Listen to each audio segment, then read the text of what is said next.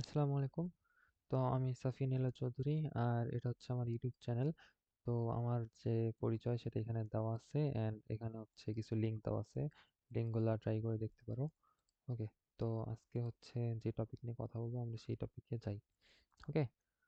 তাহলে আজকে আমরা মেইনলি সামারাইজ করব হচ্ছে 5টা চ্যাপ্টার। কয়টা চ্যাপ্টার? মোট 5টা চ্যাপ্টার আমরা সামারাইজ করব এবং সেটা হচ্ছে বোটানির। ওকে। বোটানির মোট 5টা চ্যাপ্টার আমরা এই ছোট ভিডিওটাতে সামারি করব এবং সেটা করার আগে কিছু প্রাইমারি কথাবার্তা আমরা বলে নিই। ওকে। এই প্রাইমারি কথাবার্তাগুলো একটু শোনার ট্রাই করো, তাহলে কাজে আসবে। প্রথম কথা, আমরা যে আমাদের উদ্ভিদ জগৎ সেটাকে হচ্ছে প্রাইমারিলি দুটো অংশে ভাগ করি। ঠিক আছে? একটা হচ্ছে যাদের হলো ফুল ফুল আছে আর যাদের হলো ফুল নাই। ঠিক আছে? এটা হচ্ছে আমাদের প্রাইমারি ভাগ, মানে ফুল যাদের আছে তাদেরকে আমরা বলি সপুষ্পক, যাদের নাই তাদেরকে বলি অপুষ্পক। বাট এটা তো আমরা বাংলায় জানি, তাই না? বাট যেটা হচ্ছে আমাদের প্রথম দিকে আমাদের যে বিজ্ঞানীরা যেটা বলছে সেটা হচ্ছে যাদের ফুল আছে মানে সপুষ্পক, এই সপুষ্পক ফুলগুলোকে বলি হলো ফ্যানেরোগ্যামস। ফুল আছে ফ্যানেরোগ্যামস। ওকে, ফ্যানেরো ফ্যানেরো। আর যাদের হইলো ফুল নাই বা অপুষ্পক এদেরকে বলে হলো ক্রিপ্টোগ্যামস, মানে একটু কিপটা, এটাই মনে রাখা যায় কিপটারা। ওকে, ক্রিপ্টোগ্যামস। তো এরা হলো ক্রিপ্টোগ্যামস। তাহলে প্রথম কথা এটা আমাদের মাথায় রাখতে হবে, যাদের ফুল নাই তারা হলো কিপটা, যাদের ফুল আছে তাহলে হলো ফ্যানেরোগ্যামস। এটুকু প্রথমে একটু মাথায় রাখার চেষ্টা করো। ওকে। আচ্ছা, এরপর আমাদের যদি আমরা হলো আরেকটু কথা বলি, একটা আমরা পাইলাম হলো যাদের ফুল আছে আর আরেকটা হচ্ছে যাদের ফুল নাই। তো আমরা প্রাইমারিলি যেটা চিন্তা করব সেটা হচ্ছে যাদের নাই। ঠিক আছে? ফুল নাই যাদের, ফুল নাই যাদের তাদেরকে কি বলছিলাম? বলছিলাম তারা কিপটা, তাই না? তাহলে তাদের কি বলতেছি? কিপ্টোগ্যামাস। ওকে। আর যাদের আছে তাদের তো ফ্যানেরোগ্যাম, তাই না? ফ্যান লিখে দিলাম। ওকে। তো প্রথম কথা আমাদের এটা মাথায় রাখতে হবে, যাদের নাই তাদের সবকিছু কিন্তু অনুন্নত হবে। ওকে। আর যাদের আছে তাদের বেশিরভাগই সবকিছু আস্তে আস্তে উন্নতির দিকে যাবে, তাই না? জিনিস থাকলেই তো মানুষ উন্নতি করবে, আর জিনিস না থাকলে অনুন্নত, তাই না? আচ্ছা, তাহলে আমরা এখন যে চার্টটা পড়বো সেটাতে এখন আমরা যদি যাই, দেখো এটাই হলো সেই বিখ্যাত চার্ট, যে চার্টে মোটামুটি যতগুলো বৈশিষ্ট্য আছে সবগুলো আমরা এখানে সামারি করছি, যাতে 5টা অধ্যায়ের বৈশিষ্ট্য থেকে যে কোনো কোশ্চেন আসুক আমাদের যেন মিস না যায়। ওকে। তাহলে প্রথম কথা বলি, এই যে থ্যালোয়েড। আচ্ছা ভাই, থ্যালোয়েড জিনিসটা কি? থ্যালোয়েড মানে তুমি এটাকে একটা থালার সাথেও চিন্তা করতে পারো। ওকে। আচ্ছা, থালা যদি মাটিতে ফেলে রাখি সেটা কি মাটির মধ্যে এরকম করে শুয়ে থাকবে না? হ্যাঁ, সেটার কি কোনো শাখা প্রশাখা আছে? নাই, তাই না? তো থ্যালয়েড মানে এটাই বোঝায় যে আমরা এই যে হাঁটতেছি মাটির উপর দিয়ে বা আমাদের মেঝের উপর দিয়ে, সে সেখানে কি আছে? কার্পেট বিছাই দিচ্ছি, যে তখন ধরেন শীতকাল, তাহলে এই থ্যালয়েড বলতে এমন কিছু বোঝায় যেটা কার্পেটের মতো। ওকে, একদম বিছানো অবস্থায় আছে, শাখা প্রশাখা কিছু নাই। তাহলে আমি নিজেকে প্রশ্ন করো যে থ্যালয়েড তাহলে কারা? যারা অনুন্নত না যারা উন্নত? কোশ্চেন করলে আমরা অ্যান্সার পেয়ে যাচ্ছি, যারা অনুন্নত তারাই হচ্ছে কি? থ্যালয়েড। তাহলে এখানে অনুন্নত আসলে কারা কারা? এই যে শৈবাল থেকে শুরু করে আস্তে আস্তে আস্তে উন্নতি হবে। এই যে এই ফার্নে আসিয়া এটার থ্যালয়েড থাকবে না। তাহলে এই যে প্রথম যে কয়টা আছে আমরা আসলে এগুলার মধ্যেই দেখবো হচ্ছে এরা অনুন্নত। হুম, অনুন্নত। আর এটাও যদিও কিপটা, বাট এটা উন্নত কিপটা। ঠিক আছে? উন্নত কি? উন্নত, উন্নত কিপটা।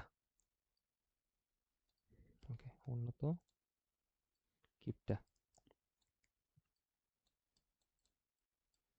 আর এরা হলো আমাদের যাদের ফুল হয় আর কি, যদিও নগ্নবীজিতে ফুল আসলে হয় না, বাট এটা যেহেতু বীজ আছে আর কি এই জন্য এটাও আমাদের হচ্ছে ফ্যানোরগ্যামস। ওকে, মানে এরা উন্নত। তাহলে আমাদের বেসিক একদম এটাই, যে আসলে আমরা প্রথমে দেখবো যে কোনটা উন্নত কোনটা অনুন্নত।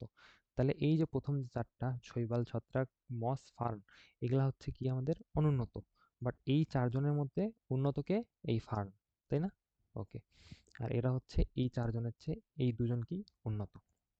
তাহলে আমাদের থ্যালয়েড বিষয়টা আমরা আশা করি বুঝছি, যে ঘাস এই যে আমরা দেখতেছি একদম সমান অবস্থায় আছে কার্পেট হিসাবে। তাহলে কার্পেট কারা থাকবে? যারা অনুন্নত। এই যে শৈবাল থ্যালওয়েড, ছত্রাকও থ্যালওয়েড, মসও থ্যালওয়েড এবং ফার্ন কিরকম? থ্যালওয়েড না, বাট ওর চেয়ে একটু উন্নত। ওকে, তাহলে বাকি দুটো কিন্তু থ্যালওয়েড না। শেষ। আচ্ছা ভাই, তারপরে আমরা আসি আমাদের ভাস্কুলার টিস্যু, তাই না? তো ভাস্কুলার মানে হলো যাদের বডির মধ্যে হচ্ছে আমাদের বডিতে যেরকম রক্তনালী থাকে, ভাস্কুলার বান্ডেল, সেরকমই ভাস্কুলার বান্ডেল মানে হচ্ছে পাইপের মতো, অর্থাৎ পানি খাদ্য এগুলা দিয়ে উপরে যায়, তাই না? এটাই হলো ভাস্কুলার বান্ডেল। তো আমার আমি হচ্ছে ঘাসকে কার্পেটের মধ্যে এরকম করে রাখছি, তো ও কি একদম আমাদের সামনে যে গাছগুলো আমরা দেখি তার মতো কি উপরে উঠে গেছে? হ্যাঁ, তার কি পানি নিচ থেকে উপরে 500 মিটার উপরে পানি তোলা লাগে? লাগে না। তাহলে তার কেন আমার পাইপ লাগবে? কোনো কি দরকার আছে? কোনো দরকার নেই, তাই না? তাহলে এই অনুন্নত যেগুলা, এগুলার কি এই ভাস্কুলার বান্ডেল থাকবে? পানির জন্য কোনো পাইপ লাগবে তার? না, তার কোনো লাগবে না। তাহলে এই দেখ, শৈবালের কোনো ভাস্কুলার বান্ডেল নাই, ছত্রাকেরও নাই, মসেরও নাই। এই যে ফার্নে আসে একটু উন্নত হয়ে গেল, এর আছে। আর বাকি দুনের তো অবশ্যই আছে, তাই না? ওকে, তাহলে এটা আশা করি বোঝা গেছে। তাহলে আমাদের বেসিক কিন্তু একদম ওইটাই, যে কোনটা অনুন্নত আর কোনটা উন্নত সেটা যদি আমরা বুঝতে পারি, তাহলে এগুলো আমরা খুব সহজেই পাই যাবো। আচ্ছা, তারপর এখন আসি আমরা কোষ প্রাচীর নিয়ে। এই কোষ প্রাচীরটা আমাদের ভেরি ভেরি ইম্পর্টেন্ট ভাই, ভেরি ভেরি ইম্পর্টেন্ট। তো কোষ প্রাচীর দেখো, শৈবালের সেলুলোজ সবাই জানি আমরা, আমাদের আশেপাশে যত শ্যাওলা আছে সবগুলা কিরকম দেখতে? সবুজ রঙের। আর সবুজ মানে আমরা বুঝি সেলুলোজ। ওকে, আচ্ছা, ছত্রাক যদিও এটা আসলে উদ্ভিদের মধ্যে পড়ে না, বাট এটারও কোষ প্রাচীর আছে যেটা কাইটিন দিয়ে গঠিত, এবং এটা বারবার আসে পরীক্ষায়, বারবার আসে যে ছত্রাকের কোষ প্রাচীর কি দিয়ে গঠিত? কাইটিন দিয়ে গঠিত। তাহলে এই কাইটিনটাও কি আমাদের মনে রাখতে হবে, খুব ভালো করে মনে রাখতে হবে। তারপর মস, এটাও ওই সেম, সেলুলোজ দিয়ে গঠিত, সেলুলোজ দিয়ে গঠিত, পরে সব যা আছে সেলুলোজ দিয়ে গঠিত। তাহলে আমি এই লাইনটা মনে রাখার জন্য শুধু আমার এই যে এই জিনিসটা মনে রাখা লাগতেছে, এই যে ছত্রাকেরটা, ছত্রাকের কাইটিন মনে রাখলেই আমার হয়ে যাবে, তাই না? ওকে, আচ্ছা, এরপর আমরা যদি সঞ্চিত খাদ্যে যাই, সঞ্চিত খাদ্যটা ভেরি ভেরি ইম্পর্টেন্ট।